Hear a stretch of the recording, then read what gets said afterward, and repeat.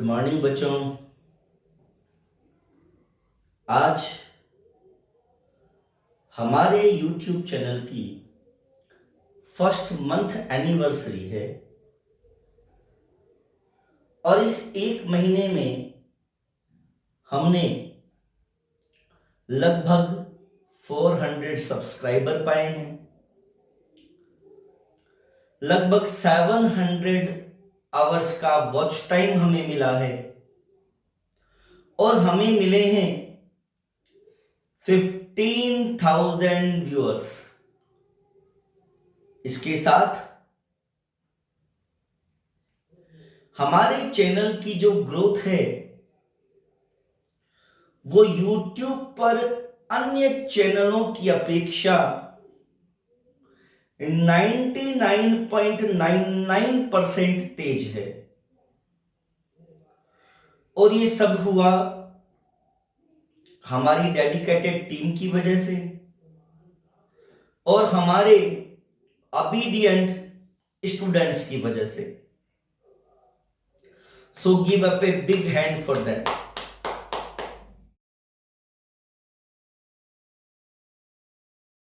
अब हम शुरू करते हैं आज की इस क्लास का पहला टॉपिक, जो है बच्चों विद्युत ऊर्जा, इलेक्ट्रिकल एनर्जी।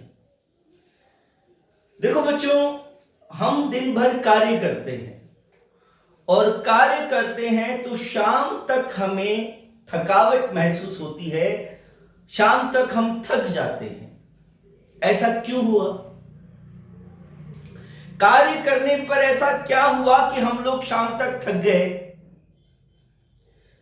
देखिए बच्चों, इसका आंसर यह है कि जब हम कार्य करते हैं तो हमारी ऊर्जा खर्च होती है, हमारी ऊर्जा में कमी आती है और इस ऊर्जा में कमी के कारण हमें थकावट महसूस होती है। ठीक इसी प्रकार कोई भी परिपथ है, कोई भी सर्किट है और उस सर्किट के अंदर हमें विद्युत धारा को प्रवाहित करना है। जैसे मैंने यहां पर ये सर्किट बनाया है, ये एक सर्किट है और इस सर्किट का प्रतिरोध कितना है, R, और इस सर्किट के अंदर धारा I प्रवाहित करनी है और धारा प्रवाहित करने के लिए मैंने बैटरी जोड़ दी है B। धारा प्रवाहित करने के लिए ये जो बैटरी है, यह बैटरी कुछ कार्य करेगी, इस बैटरी की कुछ ऊर्जा खर्च होगी, तो इस बैटरी द्वारा किए गए कार्य को या बैटरी द्वारा खर्च की गई ऊर्जा को ही हम क्या कहेंगे, इस परिपथ की विद्युत ऊर्जा कहेंगे। देखो बेटा ध्यान दीजिएगा, किसी परिपथ में, ये कोई परिपथ है, किसी परिपथ में निश्चित समय तक धारा प्रवाहित करने के लिए, कोई परिपथ है उसमें निश्चित समय तक धारा प्रवाहित करनी है। धारा प्रवाहित करने के लिए विद्युत स्रोत द्वारा, विद्युत स्रोत मतलब बैटरी, विद्युत स्रोत द्वारा किए गए कार्य, इस बैटरी को कुछ काम करना पड़ेगा। ठीक है, बैटरी को कुछ काम करना पड़ेगा, इस बैटरी को कुछ ऊर्जा खर्च करनी पड़ेगी। तो बैटरी द्वारा किए गए कार्य को या बैटरी द्वारा खर्च की गई ऊर्जा को ही क्या कहते हैं, विद्युत ऊर्जा कहते हैं।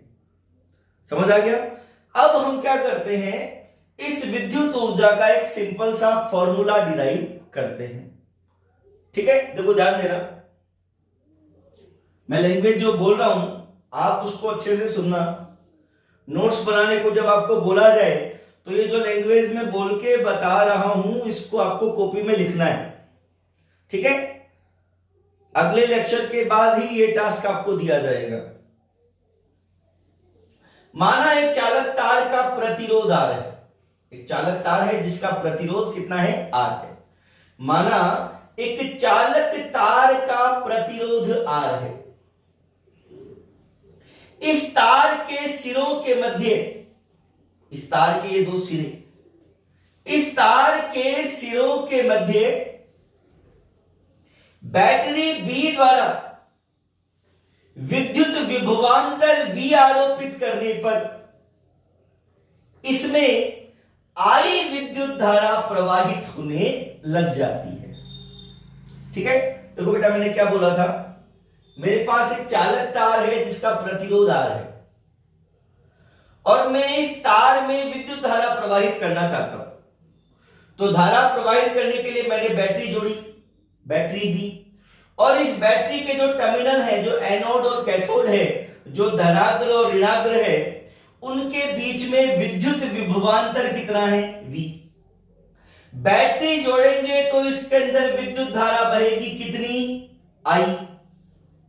तो ओम के नियम से, ओम के नियम से V is equal to IR, equation number 1, है ना। ओम का नियम ये बोलता है ना कि विभवांतर V है, धारा I है, प्रतिरोध R है, तो ओम के नियम से V बराबर IR। अब देखो बेटा, निश्चित समय, परिभाषा में आ रहा है निश्चित समय। तो मान लो ये जो विद्युत धारा है ना, ये जो विद्युत धारा है वो हमें t समय तक प्रवाहित करनी है। यदि विद्युत धारा स्मॉल t समय तक प्रवाहित की जाए, यदि विद्युत धारा स्मॉल t समय तक प्रवाहित की जाए तो परिपथ में से प्रवाहित कुल आवेश, ये जो धारा है ना, ये धारा में कितने समय तक बहा रहा हूं, t समय तक बहा रहा हूं। इस परिपथ में धारा बह रही है, कितने समय तक धारा बह रही है, t समय तक धारा बह रही है। और धारा बहने का मतलब क्या होता है, विद्युत धारा की परिभाषा जो इस क्लास का अपना सबसे पहला लेक्चर था, उसमें विद्युत धारा की परिभाषा क्या बताई थी मैंने, बोलो मेरे साथ साथ। किसी परिपथ में आवेश के प्रवाह की दर को विद्युत धारा कहते हैं। ठीक है, एक परिपथ में विद्युत धारा बह रही है, इसका मतलब एक परिपथ के अंदर आवेश बह रहा है ना। तो अगर मैं I धारा को, ये जो I धारा है, इसको मैं लगातार t समय तक बहने दूंगा तो इस परिपथ में कितना आवेश प्रवाहित हो जाएगा, है ना। Q is equal to IT, equation number 2। ठीक है, ये कहां से आया बेटा, हमारे पास फॉर्मूला क्या था विद्युत धारा का, हमारे पास विद्युत धारा का फॉर्मूला क्या था, विद्युत धारा बराबर आवेश बटे समय, है ना। विद्युत धारा बराबर आवेश बटे समय, तो आवेश बराबर क्या हो गया, विद्युत धारा गुणा समय। अच्छा बेटा, अब इस आवेश को, धारा को कौन प्रवाहित करेगा, ये जो I धारा है इसको प्रवाहित कौन करेगा, बैटरी। या इस आवेश Q को प्रवाहित कौन करेगा, बैटरी। तो बैटरी जब आवेश को प्रवाहित करेगी या बैटरी जब धारा को प्रवाहित करेगी, तो अभी मैंने बताया था बैटरी द्वारा कुछ कार्य किया जाएगा, बैटरी द्वारा कुछ ऊर्जा खर्च की जाएगी, हम वो निकालते हैं। देखो बेटा, इस Q आवेश को प्रवाहित करने में, इस Q आवेश को प्रवाहित करने में बैटरी द्वारा किया गया कार्य, इस Q आवेश को प्रवाहित करने में बैटरी द्वारा किया गया कार्य या खर्च की गई ऊर्जा, बैटरी द्वारा किया गया कार्य या खर्च की गई ऊर्जा W। देखो बेटा, कार्य कैसे निकालते हैं, हमारे पास एक टॉपिक था बेटा, दूसरा टॉपिक इस पाठ का, विद्युत विभवांतर तथा विद्युत विभव, है ना।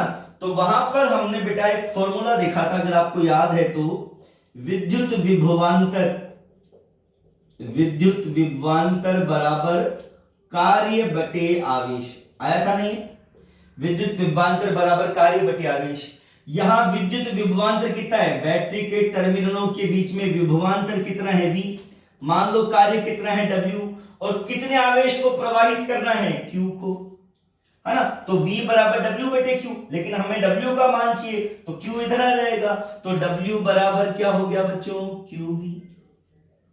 ठीक है, इस आवेश को प्रवाहित करने में बैटरी द्वारा किया गया कार्य या खर्च की गई ऊर्जा, ये जो Q आवेश है इसे बैटरी प्रवाहित करेगी, तो बैटरी कितना कार्य करेगी, है ना। बैटरी द्वारा किया गया कार्य या बैटरी द्वारा खर्च की गई ऊर्जा W बराबर QV।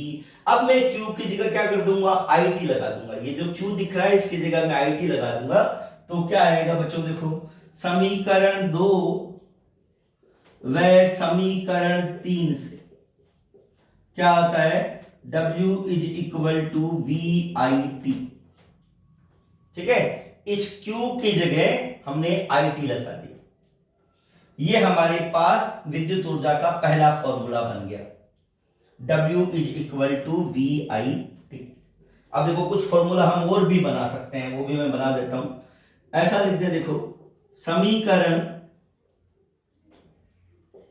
1 व समीकरण 4 से देखो क्या बनता है, W इज इक्वल टू, ये जो आपको V दिख रहा है बेटा, यहां पे V दिख रहा है, इस V की जगह में ये IR लगा दूं।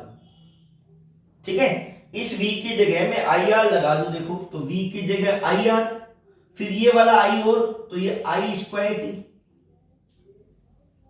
आ जाएगा ना बेटा, समझ आया। V की जगह मैंने IR लिखा, फिर ये वाला I और लगाया, तो ये वाला I और ये वाला I क्या हो गया, I स्क्वायर RT। अच्छा, एक फॉर्मूला और भी बन सकता है इसका, इधर देखो समीकरण नंबर 1 से I का मान निकालो, यहां से I का मान क्या आएगा, I बराबर V अपॉन R, I बराबर V अपॉन R, और यहां I की जगह, इस I की जगह अगर मैं V अपॉन R लगा दूं, इस वाले I की जगह अगर मैं V अपॉन R लगा दूं, तो W बराबर क्या बनेगा, देखो V तो है ये, इस I की जगह V अपॉन R, तो ये V और V क्या हो गया बेटा, V स्क्वायर, है ना। तो ये क्या बन गया आपके पास फॉर्मूला है, W बराबर V स्क्वायर बटे R इंटू। ठीक है, तो ये भी आपके विद्युत ऊर्जा का फॉर्मूला, ये भी आपके विद्युत ऊर्जा का फॉर्मूला, ये भी आपके विद्युत ऊर्जा का फॉर्मूला, ये भी आपके विद्युत ऊर्जा का फॉर्मूला। अब कौन सा फॉर्मूला हमें काम में लेना है ना, हमें कौन सा फॉर्मूला काम में लेना है, तो जैसा न्यूमेरिकल आएगा उस न्यूमेरिकल के अकॉर्डिंग अपन फॉर्मूला काम में लेते जाएंगे। ठीक है, अब एक चीज और देखो, ये सदिश राशि है या अदिश राशि है, तो कार्य जो है ना भाई, विद्युत ऊर्जा का मतलब क्या है, विद्युत ऊर्जा का मतलब है बैटरी द्वारा किया गया कार्य, और कार्य अदिश राशि होती है। जो कार्य है ना वो कौन सी राशि है, अदिश राशि है। तो विद्युत ऊर्जा भी कौन सी राशि है, अदिश राशि है, मतलब विद्युत ऊर्जा की दिशा नहीं होती। ठीक है, अच्छा आपने बचपन में साइंस वगैरह में पढ़ रखा होगा, कार्य का मात्रक क्या होता है, जूल, कार्य का मात्रक जूल, तो विद्युत ऊर्जा का मात्रक भी क्या होता है बच्चों, जूल। समझ आ गया, यह आपके बेटा विद्युत ऊर्जा। ठीक है, ऐसा लिखे पूरा चित्र वगैरह बना के, आपको जब बोला जाएगा कॉपी में लिखने के लिए, तो आपको उस समय ये पूरा कॉपी में लिखना है। हाँ बच्चों, आज का दूसरा टॉपिक है विद्युत शक्ति, इलेक्ट्रिकल पावर। देखो अभी हमने पढ़ा था विद्युत ऊर्जा, और विद्युत ऊर्जा की परिभाषा मैंने बताई थी, किसी परिपथ में निश्चित समय तक विद्युत धारा प्रवाहित करने के लिए विद्युत स्रोत द्वारा किए गए कार्य या खर्च की गई ऊर्जा को विद्युत ऊर्जा कहते हैं। एक परिपथ में निश्चित समय तक धारा प्रवाहित करनी है, और जब हमने फॉर्मूला डिराइव किया तो वो हमने निश्चित समय कितना लिया था, टी, वो निश्चित समय कितना लिया, स्मॉल टी। लेकिन जब हम विद्युत शक्ति पढ़ेंगे तो वो जो निश्चित समय है ना, उसका मान होगा 1 सेकंड। वो जो स्मॉल टी था, उस स्मॉल टी समय का मान कितना होगा? 1 सेकंड। देखो बेटा समझो, इधर ध्यान दो। विद्युत शक्ति, किसी परिपथ में विद्युत धारा प्रवाहित करने के लिए, एक परिपथ में धारा प्रवाहित करनी है, कौन करेगा? बैटरी, विद्युत स्रोत। इस बैटरी द्वारा प्रति सेकंड किए गए कार्य को, बस ये अंतर है। वहां क्या था? निश्चित समय में किए गए कार्य को, और यहां क्या है? प्रति सेकंड किए गए कार्य को, 1 सेकंड में किए गए कार्य को, एकांक समय में किए गए कार्य को। ये कुछ भी लिख सकते हो आप, ठीक है। किसी परिपथ में विद्युत धारा प्रवाहित करने के लिए विद्युत स्रोत द्वारा प्रति सेकंड किए गए कार्य को या खर्च की गई ऊर्जा को विद्युत शक्ति कहते हैं। देखो बेटा, एक परिपथ में धारा प्रवाहित करनी है। धारा प्रवाहित करने के लिए हम उस परिपथ में क्या करेंगे? बैटरी जोड़ेंगे। और धारा प्रवाहित करने के लिए बैटरी क्या करेगी? कार्य करेगी। अगर बैटरी T समय तक कार्य करे, है ना, अगर बैटरी द्वारा किया गया कार्य हमें स्मॉल t समय तक निकालना हो, तो वो कार्य क्या होगा? विद्युत ऊर्जा। लेकिन अगर बैटरी द्वारा किया गया कार्य हमें 1 सेकंड के लिए निकालना हो, तो वो कार्य क्या होगा?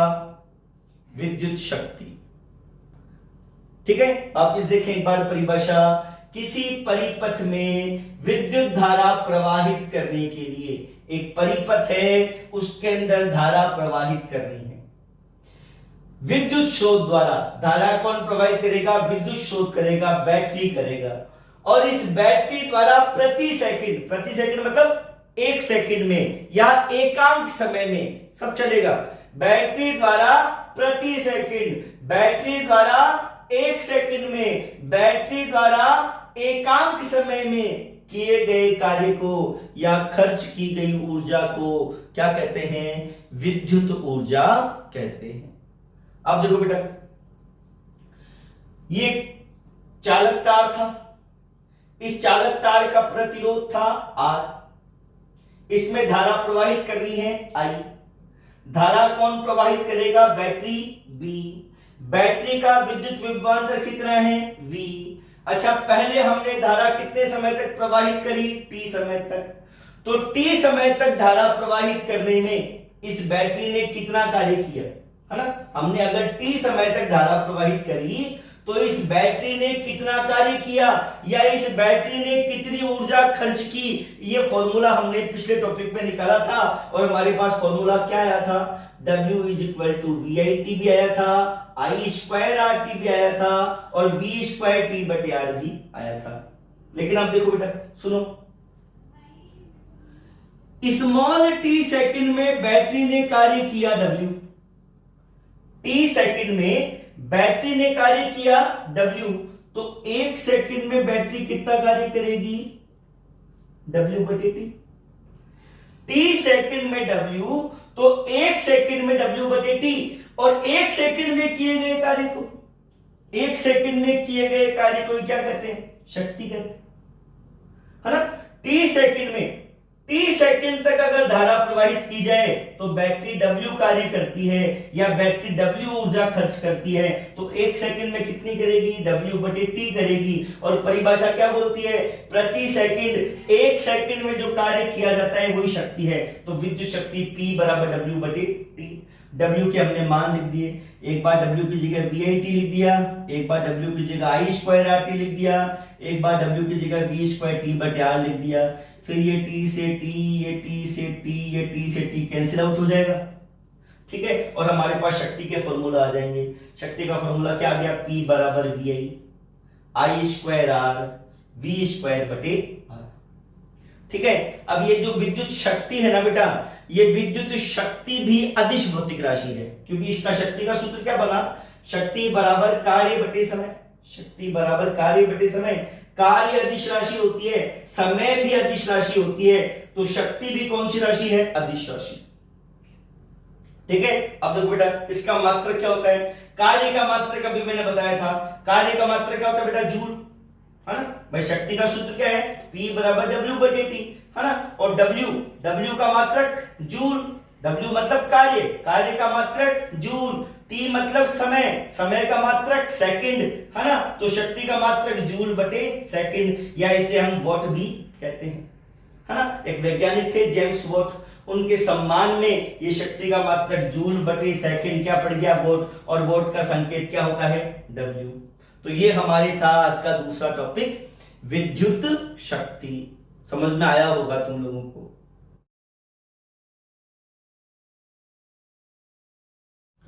हमारे घर पे बिजली का बिल आता है और उसमें यह दिया रहता है कि पिछले 2 महीनों में हमने कितनी विद्युत ऊर्जा का उपभोग किया है। हम बोलचाल की भाषा में उसको बोलते हैं कि हमारे कितने यूनिट बिजली का बिल आया है। इस टॉपिक में हम इस यूनिट के बारे में ही बात करेंगे। ये जो यूनिट है ना, वो है आपके विद्युत ऊर्जा का व्यावसायिक मात्रक, commercial unit of electrical energy. देखो बेटा सुनो, विद्युत ऊर्जा का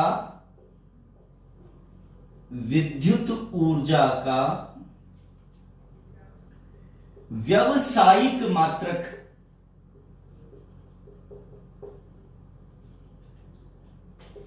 किलोवाट आवर। विद्युत ऊर्जा का जो व्यावसायिक मात्रक है वो किलोवाट घंटा, किलोवाट आवर, या इसको हम यूनिट भी बोलते हैं। विद्युत ऊर्जा का व्यावसायिक मात्रक किलोवाट आवर या यूनिट होता है। ठीक है। अब ये किलोवाट आवर क्या चीज है देखना। 1 किलोवाट आवर, 1 किलोवाट आवर का मतलब क्या है? देखो 1 किलोवाट आवर का मतलब है 1 किलोवाट शक्ति इंटू 1 आवर समय। 1 किलोवाट शक्ति को जब 1 घंटा समय से गुणा कर देते हैं, 1 किलोवाट शक्ति को जब 1 घंटा समय के साथ गुणा कर देते हैं तो हमारे पास आता है 1 किलोवाट आवर, या इस किलोवाट आवर को हम यूनिट भी कहते हैं। तो बेटा ये कैसा आया सुनना। अभी हमने एक फॉर्मूला पढ़ा था विद्युत शक्ति का, विद्युत शक्ति P बराबर क्या था? कार्य बटे समय। शक्ति बराबर कार्य बटे समय, शक्ति बराबर ऊर्जा बटे समय। तो ऊर्जा बराबर क्या आएगा बेटा? शक्ति इंटू समय आ जाएगा इससे। ऊर्जा बराबर शक्ति इंटू समय। कहने का मतलब ये है, मैं ये कहना चाह रहा हूं यहां पे कि शक्ति के मात्रक को, ये शक्ति है, शक्ति के मात्रक को और समय के मात्रक को, और इन दोनों मात्रकों को गुणा कर दो। शक्ति के मात्रक को समय के मात्रक से गुणा कर दो तो किसका मात्रक आ जाएगा? हमारे पास ऊर्जा का मात्रक आ जाएगा।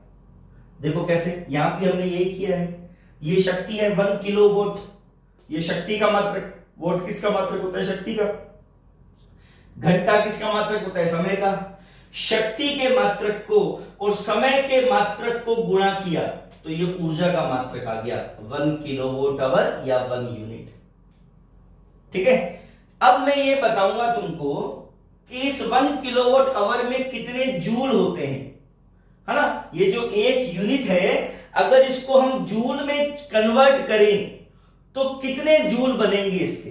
देखना बेटा, जैसे हम ये जानते हैं कि 1 किलोग्राम बराबर 1000 ग्राम, है ना। 1 किलोग्राम बराबर 1000 ग्राम। 1 किलोमीटर बराबर 1000 मीटर। ठीक उसी तरह से 1 किलोवाट, किलोवाट का मतलब 1000 वाट। ठीक है, मतलब किलो हटाना है और 1000 लगाना है।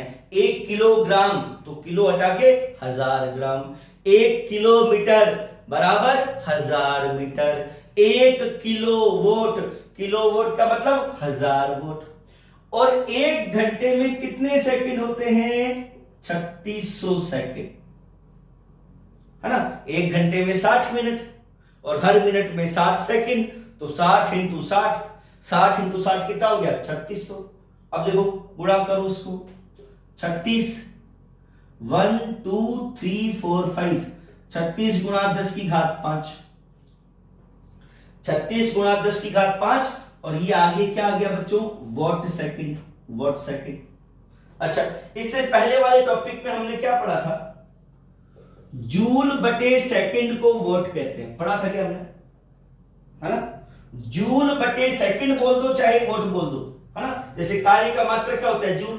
कार्य का मात्रक जूल, समय का मात्रक सेकंड, है ना। तो शक्ति का मात्रक क्या हो गया? जूल बटे सेकंड, और जूल बटे सेकंड को हम वोट भी कहते हैं। तो इससे क्या आ जाएगा?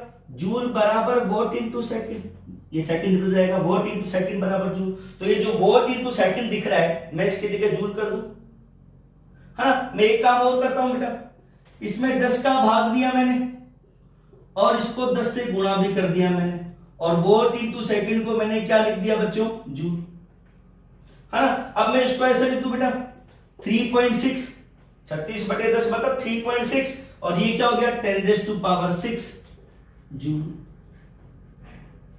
ठीक है, तो 1 किलोवाट घंटा में कितने जूल होते हैं? 1 किलोवाट घंटा में 3.6 गुणा 10 की घात 6 जूल होते हैं। विद्युत ऊर्जा का व्यावसायिक मात्रक क्या होता है? विद्युत ऊर्जा का व्यावसायिक मात्रक किलोवाट घंटा या यूनिट होता है, और 1 किलोवाट घंटा में इतने जूल होते हैं। ये पूरा मैंने तुमको एक्सप्लेन कर दिया है, समझ आया है?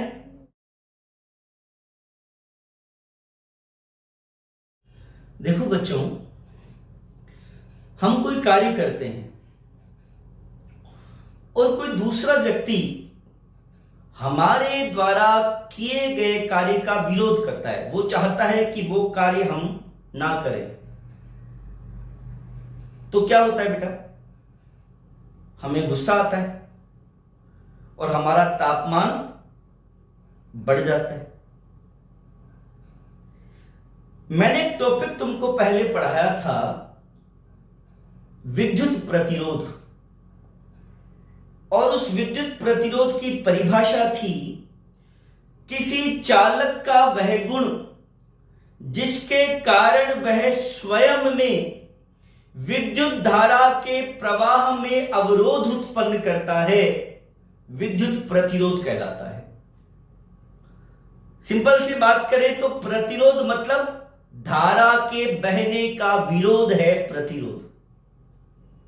अच्छा, जो बैटरी अपन परिपथ में जोड़ते हैं, वो बैटरी तो धारा को प्रवाहित करना चाहती है, लेकिन जो प्रतिरोध है ना, वो उस धारा के प्रवाह में क्या करता है? रुकावट उत्पन्न करता है। मतलब बैटरी और प्रतिरोध दोनों एक दूसरे के काम का क्या करते हैं? विरोध करते हैं। बैटरी चाहती है धारा प्रवाहित हो, और प्रतिरोध चाहता है धारा प्रवाहित नहीं हो, मैं धारा के मार्ग में रुकावट उत्पन्न करूं। तो बैटरी और प्रतिरोध एक दूसरे के विपरीत काम कर रहे हैं, दोनों एक दूसरे का विरोध कर रहे हैं, और इस विरोध के कारण क्या होगा? इस विरोध के कारण वो जो चालक तार है ना, वो चालक तार क्या होगा? गर्म हो जाएगा, और गर्म होने से क्या होगा? ऊष्मा उत्पन्न होगी। और यही है हमारा आज का अगला टॉपिक, जिसका नाम है विद्युत धारा का तापीय या ऊष्मीय प्रभाव, thermal effect of electrical current. देखो बेटा, क्या बोलता है ये इफेक्ट?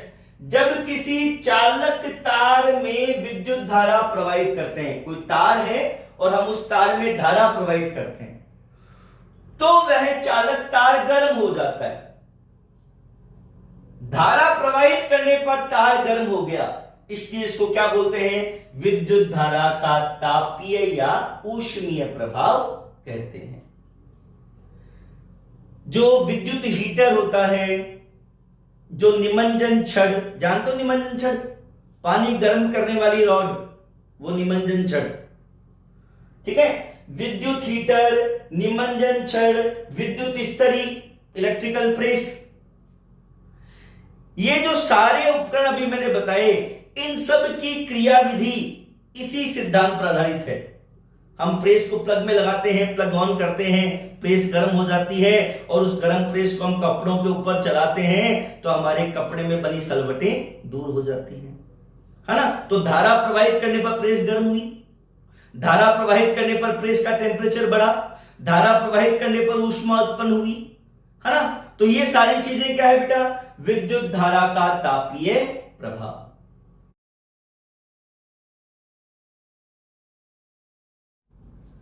देखो बच्चों, ये एक चालक तार है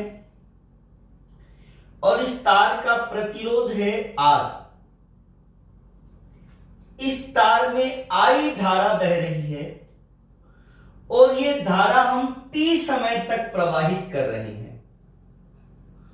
और अभी अभी हमने पढ़ा कि किसी भी चालक तार में जब धारा प्रवाहित करते हैं तो वह चालक तार गर्म हो जाता है, और गर्म हो जाता है मतलब ऊष्मा उत्पन्न होती है।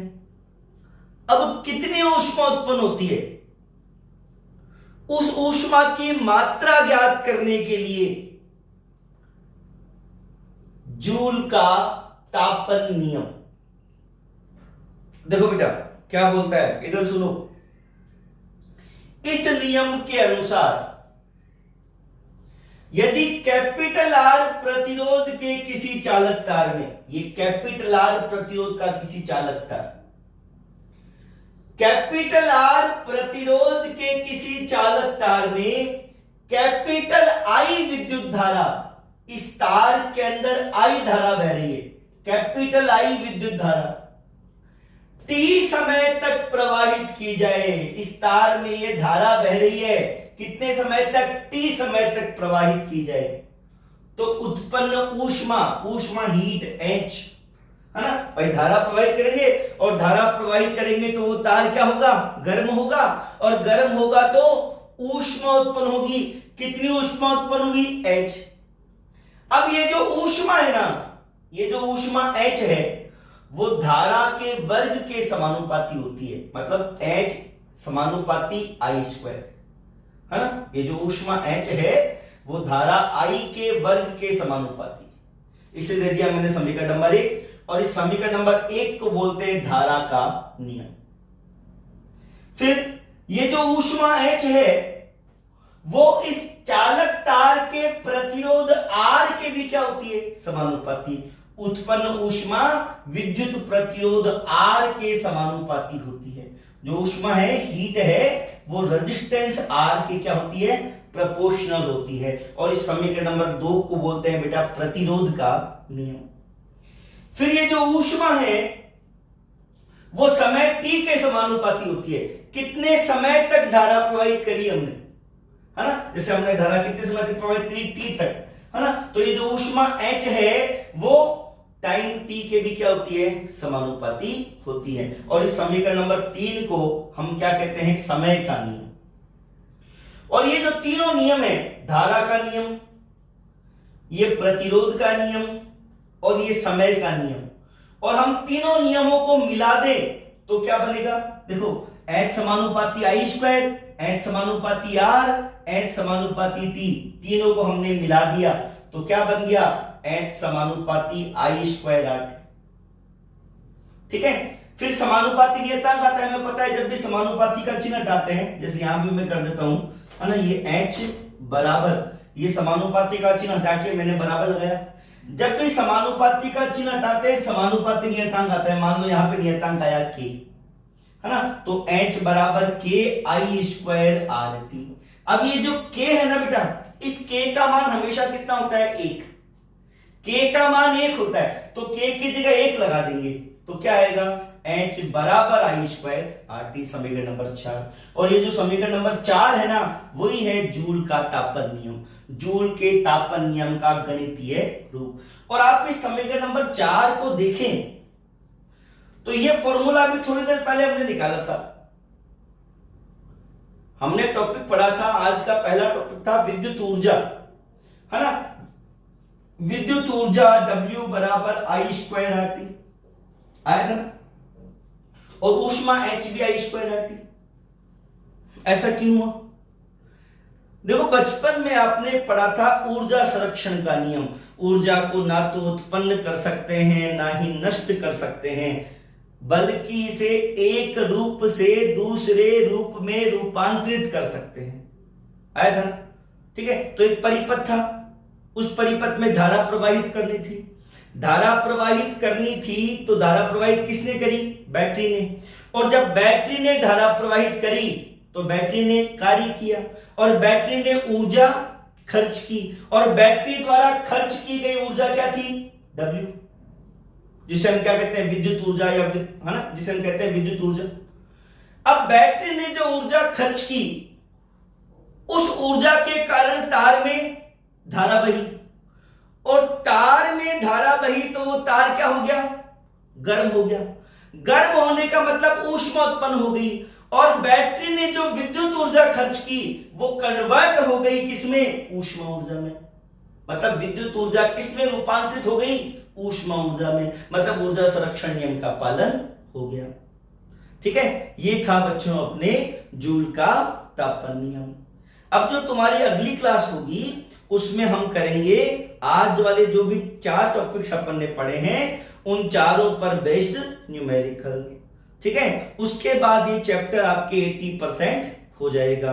बहुत छोटा सा मैटर आगे, मैग्नेटिक इफेक्ट ऑफ करंट, विद्युत धारा का चुंबकीय प्रभाव, वो एकदम छोटा सा पोर्शन आगे बचा हुआ है। ठीक है, और जो अगली क्लास होगी उसी के बाद मैं आपको क्वेश्चन दूंगा। हमारा जो पहला लेक्चर है वहां से लेकर ये लेक्चर वहां तक, उन सारे लेक्चर्स में से तुमको प्रश्न मिलेंगे। उन प्रश्नों को आपको क्या करना है? लेक्चर में देख देख के, मन से नहीं करना, ध्यान रखना, मन से करने पर गलत हो सकता है, क्योंकि ये काम आपको अब फेयर कॉपी में करना है। हमारे स्कूल में जो चैप्टर चल रहा था, जो जहां है उसको वहीं ड्रॉप कर दो, आगे स्कूल रीओपन होगी जब अपन उसको शुरू कर लेंगे।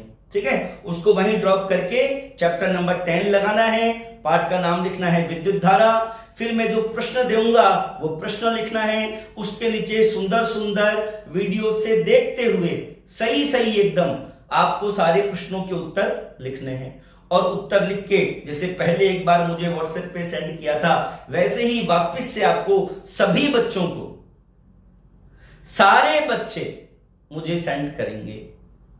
ठीक है, इससे क्या होगा बेटा, आपके यहां तक के चैप्टर के नोट्स तैयार हो जाएंगे क्वेश्चन आंसर की फॉर्म में। ठीक है।